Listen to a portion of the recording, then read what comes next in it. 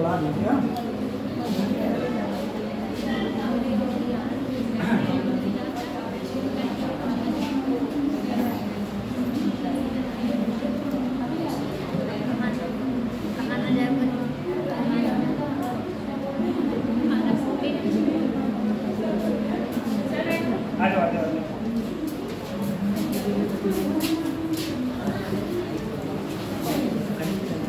ठीक है।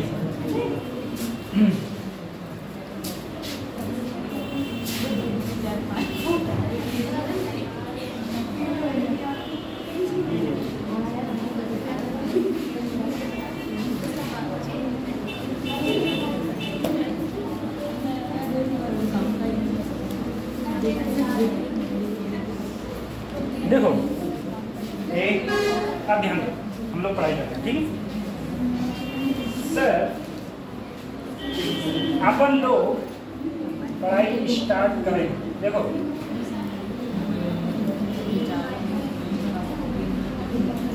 खाली जगह, खाली जगह, चलो एक अब आ जाओ।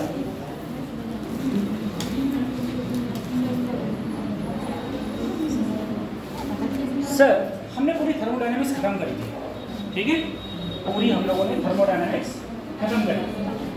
आज हमारा थर्मोडायनेमिक्स में हम लोग हीट ट्रांसफर और केटीजी पढ़ेंगे, ठीक है। केटीजी मतलब काइनेटिक थ्योरी ऑफ गैसेस। अब एक बात ध्यान रखो, मैंने तुमसे जब कहा था, जब मैं स्टार्टिंग में क्लास ले रहा था, तो मैंने आपसे कहा था थर्मोडायनेमिक्स एक ऐसा टॉपिक है जिससे कम से कम 4 से 5 क्वेश्चन आएंगे फिजिक्स के अंदर। फिजिक्स के अंदर कम से कम 4 से 5 क्वेश्चन आएंगे। और ऐसा भी होता है कि कभी कभी फिजिक्स ना डाल के केमिस्ट्री में क्वेश्चन डाल देता है। केमिस्ट्री के वैसे तो रूल थोड़े अलग हैं, लेकिन काफी हद तक जो रूल हैं वो इसके सेम रूल्स है। जैसे मान लो अगर तुम्हें कहीं पीवी डायग्राम आता है तो उस पीवी डायग्राम का एरिया या वर्क डन इसी प्रकार से हल होता है।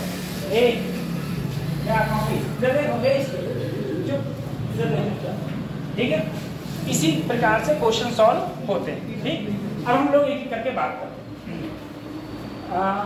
ठीक है सर, सबसे पहले पूछे आज अपन लोग, है ना, आज पढ़ाएंगे कम, पूछेंगे ज्यादा। भगवान ये क्या हो रहा है, बोलो। एक तुम तीनों बताओ, मुझे रिलेशन बताओ सी के और एफ में, सेल्सियस, फारेनहाइट और केल्विन। हाँ, सेल्सियस, केल्विन और फारेनहाइट का रिलेशन क्या होता है टेम्परेचर का। टेम्परेचर पीछे तुम बताओ, तुम लोग पहली बार आए हो, कौन सा स्कूल है, पास आउट हो गए या पढ़ रहे हो, इस बार इंटर है। अच्छा, तो बहुत लेट जा गए, अगली बार से रेगुलर रहोगे। ठीक है, चलो अगली बार से रेगुलर लेना, हमारे में चाहे काम तो होंगे नहीं। ठीक, चलो अब तुम लोग बताओ रिलेशन क्या था। तुम तीनों क्या रिलेशन, चुप रहो, अब नहीं पता है ना तो सुन लो, बता रहे हो। हाँ बच्चा बताओ। Delta c equal to delta k, delta c equal to delta k equal to 5/9 delta है। 5/9 डेल्टा है। ये तो डिफरेंस का फार्मूला है। किसका फार्मूला है? अपन डिफरेंस का नहीं पूछ रहे, अपन वैसे फार्मूला पूछ रहे हैं। पीछे आप लोग बताओ, चारों एक सी ड्रेस कर रहे हो, एक से कॉलेज के हो। हाँ बोलो। ये टाई लगाते लगाते बोर नहीं होते हो क्या? ठीक है। अपन 9th और 10th में पढ़ता था तो उसमें टाई थी कॉलेज में, है इसी टाइप की कुछ ड्रेस थी। उसके बाद अपन ने कहा ऐसे स्कूल में पढ़ूंगा इसमें कभी टाई नहीं लगानी। ठीक है। फिर जब दोबारा टाई लगानी पड़ी थी तभी जब प्लेसमेंट का दौर आया था, बस उसमें मजबूरी में टाई लगा के जाना पड़ा। हाँ बताओ क्या रिलेशन होता है? तो मतलब पीछे दोनों सी के और एफ में रिलेशन, डिग्री सेंटीग्रेड, फ़ारेनहाइट और केल्विन में रिलेशन। तुम बताओ दोनों, बोलो बताओ। हाँ सही है, हाँ सही है।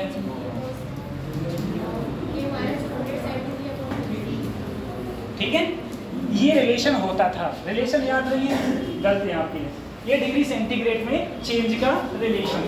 ठीक है। एक उसके बाद एक होता था alpha beta gamma. Alpha beta gamma, linear expansion, areal expansion, balloon expansion. ठीक है, ये था। मुझे बताओ अल्फा का फार्मूला। अल्फा वैसे फार्मूला होता था डेल्टा एल बराबर L alpha into delta T. तो अल्फा बराबर बेटा क्या हो जाएगा? Delta L upon L into delta T. अच्छा, ये रिलेशन क्या होता था? अल्फा बीटा गामा का, अल्फा बीटा गामा का रिलेशन 1:2:3। ठीक है, ये कतई सिंपल रिलेशन था, 1:2:3। ठीक है, ये बिल्कुल इनिशियल टाइम पे ही रिलेशन था। ठीक है, उसके बाद में ये रिलेशंस हो गए थे। थर्मल एक्सपेंशन में हमारा ये होता था। दूसरे एक बात और बताओ, ठीक है, टेम्परेचर बढ़ाने पर, तुम पूरी रो बताओ। टेम्परेचर बढ़ाने पर बेटा डेंसिटी होती है, डेंसिटी पर क्या इफेक्ट पड़ेगा? अगर मैं किसी चीज़ का टेम्परेचर बढ़ाऊंगा तो, टेम्परेचर बढ़ाऊंगा तो डेंसिटी, बताओ, टेम्परेचर बढ़ाऊंगा तो डेंसिटी। बेटा अगर टेम्परेचर बढ़ाऊंगा तो डेंसिटी कम होगी, टेम्परेचर बढ़ाऊंगा तो लेंथ बढ़ेगी, एरिया बढ़ेगा, बालून बढ़ेगा, लेकिन डेंसिटी क्या होगी? टेम्परेचर बढ़ाने पर डेंसिटी कम होती है। सर डेंसिटी कितने प्रकार की होती है? 3 प्रकार की। पहली डेंसिटी लीनियर डेंसिटी, क्या होती है? Linear density lambda. दूसरी क्या होती है? एरियल। तीसरा क्या होती है? बालून। अगर किसी की लंबाई में वृद्धि होगी तो लैम्डा लगेगा, किसी के एरिया में वृद्धि होगी तो सिग्मा लगेगा, किसी के बालून में वृद्धि होगी तो रो लगेगा। ठीक है, ये 3 टाइप की वृद्धि तुमको याद रखनी है, लैम्डा, सिग्मा और रो। 3 टाइप की वृद्धि होती थी तुम्हारी। ठीक है, अगली चीज, अगला पीवी बराबर एनआरटी को इक्वेशन भी थी। सभी को वांडर वाल इक्वेशन पता है? वांडर वाल इक्वेशन नहीं पता? पता है, बताओ क्या होती है बेटा? P माइनस वांडर वाल इक्वेशन और उसके कांस्टेंट की क्या डायमेंशन, उसकी कांस्टेंट की डायमेंशन। ठीक है, वहां से क्वेश्चन तुमसे पूछे जाएंगे, अच्छा, अगर एक बात तुम मुझे और बताओ सर, इस प्रकार का मेरे पास कोई छल्ला है, छल्ला होता है जो अंदर से खोखला है, और ये वाला क्या है बेटा? भरा हुआ। ये वाला क्या है? अब मैं इसका टेम्परेचर बढ़ाऊं, अगर मैं इसका टेम्परेचर बढ़ाऊंगा तो मुझे बताओ ये जो आकार है ये वाला ये कम होगा कि ज्यादा? इसकी रेडियस घटेगी कि बढ़ेगी? इसकी रेडियस घटेगी कि बढ़ेगी? ठीक है बेटा, अगर इस प्रकार का कोई छल्ला है और उसका तुम टेम्परेचर बढ़ा रहे हो तो इसकी रेडियस बढ़ती है, और इसका आकार बढ़ेगा तो ये कहाँ जाएगा, ऊपर। मतलब ये वाली जो चीज है ना, ये बढ़ के देखो कुछ ऐसे पहुंच जाएगा टेम्परेचर बढ़ाने पर, और ये वाला थोड़ा ऐसे आ जाएगा। सर ऐसा क्यों है? ऐसा इसलिए है क्योंकि जो भी चीज एरिया इंक्रीज होता है ना, वो लीनियरली इंक्रीज होता है, ठीक है। इसीलिए ये सारे मॉलिक्यूल्स इधर भागेंगे, इधर भागेंगे इस साइड, तो ये बढ़ता जाएगा, ये वाला बढ़ता जाएगा, ठीक है। एक सिंपल क्वेश्चन था। उसके बाद में एक क्वेश्चन बताओ फिर से, ठीक है। पीछे आप लोग बताओ, ठीक है, चारों लोग। सच यार हमारी कयामत आ गई है। देखो इसके अंदर बर्फ है, पानी के अंदर क्या है बच्चों, बर्फ है, ये पानी है। और देख लेना ज्यादातर चांसेस हैं इसके क्वेश्चन आने के। ये पानी है, पानी के अंदर बर्फ है, बर्फ पानी के ऊपर तैरती है, तैरती है। तुम पूरी लाइन बताओ कितने परसेंट तैरती है, कितनी डूबती है। फार्मूला लिखवाया था मैंने, कितने परसेंट तैरेगी, कितने परसेंट डूबेगी। क्या फार्मूला था, पता है कुछ? नहीं पता। बर्फ की डेंसिटी कितनी होती है, घनत्व? अरे बोलो 900। तो घनत्व लिख दो, घनत्व लिख दिया, बटे किसमें पड़ी है, पानी में, तो पानी का घनत्व लिख दिया, थोड़ा 100 थोड़ा कितना आएगा, जितना आएगा उतना डूबा हुआ है उतना। तो 90% पानी में डूबी हुई है, 10% कहाँ रहती है, ऊपर रहती है। बात समझ में आ रही है? 90% डूबी रहेगी, 10% ऊपर रहेगी। मेरा क्वेश्चन ये है कि अगर कोई भी बर्फ पानी के अंदर है और वो पानी धीरे धीरे बर्फ पूरी पिघल के क्या बन जाएगी, पानी, तो जो इसका पहले लेवल था वो लेवल बढ़ेगा घटेगा वही रहेगा, वही रहेगा। क्या रहेगा, ठीक है बेटा। अगर सिर्फ बर्फ है, सिर्फ क्या है, बर्फ, तो ना बढ़ेगा ना घटेगा और वही रहेगा। लेकिन अगर इस बर्फ के अंदर क्या पड़ा है, पानी का सिक्का, क्या है, अगर इस बर्फ के पानी का सिक्का नहीं, कॉइन है, कॉइन, ठीक है, 1 रुपया है, ठीक है। अगर इसके अंदर है, अंदर जमा हुआ 1 रुपया है, ठीक है। अब बेटा जब ये पूरी पिघल जाएगी तो ये कॉइन कहाँ आ जाएगा, अब बताओ लेवल बढ़ेगा घटेगा वही रहेगा, तब लेवल घटेगा, तब लेवल घटेगा। बात समझ आ रही है, तब लेवल घटेगा। सर जी ये कॉइन जो है ना, वो कॉइन, ये कॉइन इसके अंदर नहीं है, ये कॉइन इसके ऊपर रखा है, कॉइन इसके ऊपर रखा है। अब अगर पूरी बर्फ पिघल जाए, अब लेवल क्या होगा, अब लेवल क्या होगा, जब पूरी बर्फ पिघल गई तो फिर से, अरे फिर से कॉइन नीचे नहीं आ जाएगा, पानी में गिर जाएगा। अगर पानी में गिर गया फिर से लेवल घट जाएगा, फिर से लेवल घट जाएगा। बस इतना याद रखना है तुमको, लेवल क्या हो जाएगा, डिक्रीज हो जाएगा, ठीक है। इस टाइप के, हाँ इस टाइप के क्वेश्चंस मैंने तुमको कराए थे। लेवल तब भी क्या हो जाता है, घट जाता है, ठीक है। लेवल समान कब रहेगा बेटा, बस एक ही बात याद रखना, समान लेवल कब रहेगा सर, जब पानी में क्या पड़ा होगा, बर्फ, पानी में क्या पड़ा होगा, ठीक है, तब समान रहेगा, तब क्या रहेगा, समान रहेगा। बात समझ आ रही है, तब समान। अच्छा, एक कोको कोला में अगर बर्फ पड़ी हो तो कोको कोला क्या होता है बताओ। कोको कोला में अगर बर्फ पड़ी होगी तो बेटा बर्फ से देखो, बर्फ की डेंसिटी, पानी की डेंसिटी कितनी है बच्चों, 1000। कोको और बर्फ की डेंसिटी 900। कोको कोला की डेंसिटी बर्फ से ज्यादा होती है, ठीक है। कोको कोला क्यों नहीं पीना चाहिए, क्योंकि कोको कोला तुमने कभी देखी नहीं, कोको कोला कभी देखना, उसका जो पैकेट देखना, ठीक है, जो लिखा हुआ होता है, इतनी ज़्यादा शुगर इनटेक होता है उसके अंदर, इतनी ज़्यादा शुगर होती है कि बहुत ज़्यादा शुगर होती है, ठीक है। कोको कोला अच्छा आदमी पी जाए तो बीमार पड़ जाए, है ना, कोको कोला नहीं पीना चाहिए इसीलिए। तो बेटा कोको कोला की डेंसिटी इससे क्या होगी, ज़्यादा। तो पहले जो बर्फ उसमें सिर्फ पानी में 10% तैर रही थी, कोको कोला में और ज़्यादा तैरेगी, कोको कोला में और ज़्यादा तैरेगी। बात समझ आ रही है, मतलब ज़्यादा, हाँ कोको कोला की डेंसिटी क्या हो जाएगी, ज़्यादा। चलो बहुत सारे क्वेश्चन थे, एक चीज़ हाँ हाँ बोलिए, कोई क्वेश्चन और भी दे। चलो, ये सारे पुराना रिवीजन है पूरा की पूरा, आपको याद करना ही करना पड़ेगा, ठीक है। और इससे पहले भी मैंने पढ़ाए थे, बहुत सारे प्रोसेस पढ़ाए थे, ठीक है। आइसोथर्मल, एडियाबैटिक, पता नहीं कौन कौन से प्रोसेस थे, ठीक है। साइक्लिक प्रोसेस थे, पीवी डायग्राम था, ठीक है, वर्क डन था, वो सब पढ़ाए थे नहीं पढ़ाए थे? वो सब आपको याद रिवाइज तो करना ही पड़ेगा, सारी चीज़ें रिवाइज करनी पड़ेंगी तभी पॉसिबल है। महीने ज़्यादा रह नहीं गए हैं, ठीक है। कल वैसे भी तुम्हारी छुट्टी है, कल छुट्टी है ना तुम लोगों की? बहुत सुबह है। कल इन लोगों ने छुट्टी कर दी, ये नहीं कि कल दावत खाने आना, शादी हो रही है। शादी दावत नहीं गई तुम लोगों की? सब आप तो आएंगे? आप आएंगे? नहीं नहीं, मैं तो नहीं आऊँगा, मैं खुद आपके दोस्त आएंगे? Anshu sir. Anshu sir, Anshu sir आएंगे? हाँ बोल रहे थे।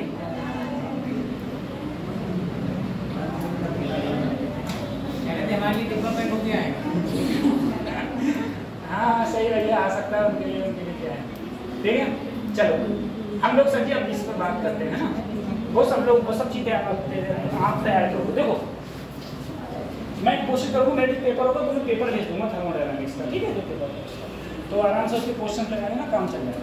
सर कंडक्शन क्या होता है? हमने कहा था अगर कोई भी चीज़ सॉलिड मटेरियल है, उस सॉलिड मटेरियल को अगर मैं गर्म करता हूँ, ठीक है, तो हीट एक जगह से दूसरी जगह ट्रांसफर होगा।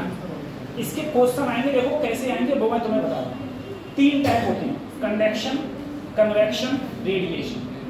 कंडक्शन, कन्वेक्शन, रेडिएशन, ठीक है। अब देखो कंडक्शन क्या होता है। कंडक्शन का मतलब सर ये है, कंडक्शन का मतलब ये है, जैसे ये लोहा है, ठीक है, इस लोहे को सर मैं यहाँ गर्म करूँ, यहाँ बस यहाँ गर्म कर रहा हूँ, तो इसकी जो हीट यहाँ गर्म करूंगा तो हीट इधर से इधर जाएगी। अगर हीट इधर से इधर जाएगी सर तो ये पार्ट भी गर्म हो जाएगा। क्यों गर्म हो जाएगा? क्योंकि जो यहाँ पर देखो पूरा सॉलिड मटेरियल है, पूरा सॉलिड मटेरियल, तो यहाँ के जो मॉलिक्यूल्स होंगे वो वाइब्रेट करेंगे, तो वो वाइब्रेट करेंगे तो अपनी एनर्जी दूसरे मॉलिक्यूल्स को देंगे, दूसरे मॉलिक्यूल्स को देंगे। किस प्रकार से देंगे? जैसे जब तुम बचपन में जब मकान बनता था तो तुम एक खेल खेलते थे, एक ईंट फिर ईंट फिर ईंट, ऐसे खड़ी ईंट रख देते थे, ऐसे ऐसे ऐसे ऐसे, फिर एक ईंट गिराते थे, सारी ईंटें देखा तो होगा, अगर खेला नहीं होगा। तो क्या हो रहा है, तुमने एक ईंट को हीट दी और वो हीट ट्रांसफर एक ईंट से दूसरी ईंट, दूसरी ईंट से तीसरी ईंट, सारी ईंटें गिरते, सारी की सारी ईंटें गिरते हुए चले गए, ठीक है, सारी ईंटें गिरते चले जाती। इसी प्रकार से सॉलिड एक मॉलिक्यूल्स दूसरे मॉलिक्यूल्स को देगा, दूसरा मॉलिक्यूल्स तीसरे मॉलिक्यूल्स को देगा, ऐसे बढ़ती चली जाती है। बात समझ आ रही? इस प्रकार से बढ़ती ही चली जाएगी। सर कंडक्शन, क्वेश्चन क्या आएगा बताओ? कंडक्शन में क्या मास इन्वॉल्व होता है? नहीं, मास इन्वॉल्व, मास बस जो मॉलिक्यूल्स होता है वो हीट का सिर्फ ट्रांसफर करता है। हीट का क्या करता है?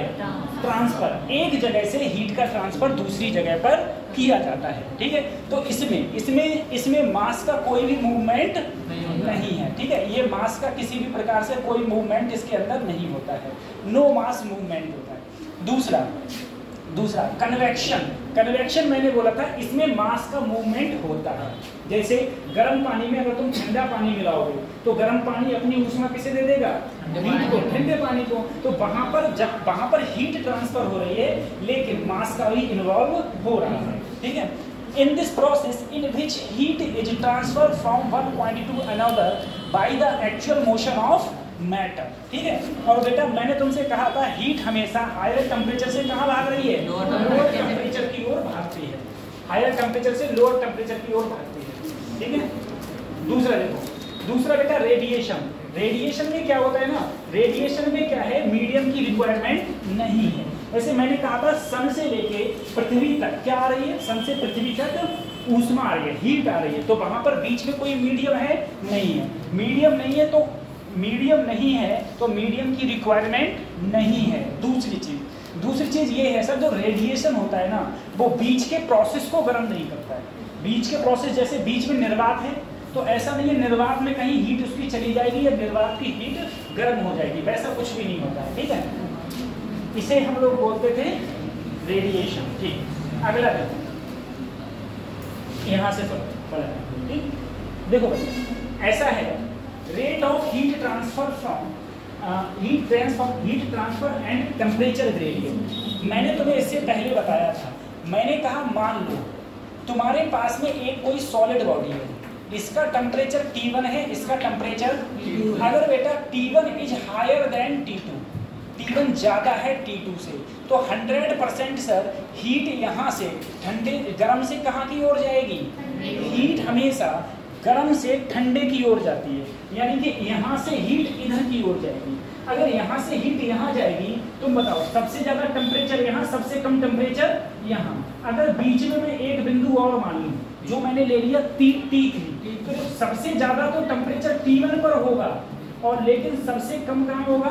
T2 पर, क्योंकि हीट जिधर चलती है, हीट हमेशा हायर से कहाँ चलेगी? लोअर की ओर। तो हायर ये है, लोअर ये है, तो हीट हमेशा इस प्रकार से फ्लो होगी या इस प्रकार से जाती है। ठीक है, इस प्रकार से हीट जाती है। अब देखो सर, मैंने क्या किया, एक रॉड ले ली,